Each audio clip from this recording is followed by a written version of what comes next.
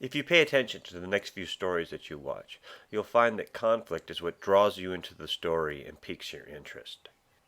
As you develop your outlines, I'd like you to consider the different types of narrative conflict that you can employ when using this. These conflicts were laid out on a Scriptnotes podcast number 179, hosted by John August and Craig Mason. This is a really excellent podcast, and I highly recommend that you guys watch all 200 one-hour episodes. You will walk away as far superior writers because of it.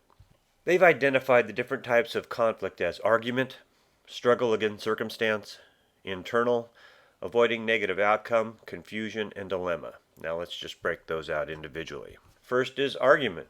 Basically, two characters disagree in a scene. The next is struggle against circumstance, whether it's hunger, being locked out of your car, getting fired, being stuck on an island all by yourself, and something that they call struggle for the steering wheel, which can be as easily understood as two characters are in a scene and they are struggling for control to win that scene over whatever device you choose. Internal conflict is character-based.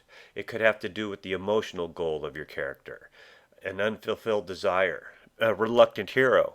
Oftentimes in stories, your hero is called to action and says, no thank you, I don't want to do that. And then circumstances change that have them change their mind.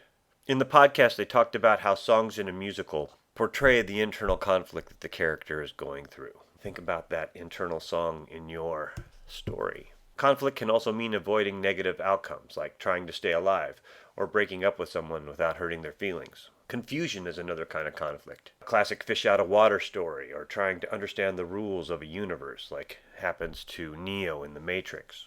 A dilemma is when you're making a choice, but you only have bad options. Sophie's Choice is a classic example of that. Another example is your hero wanting to leave town, but having to leave a loved one behind in order to do that. So as you develop your outline, try to take advantage of these different types of conflicts as you tell your story.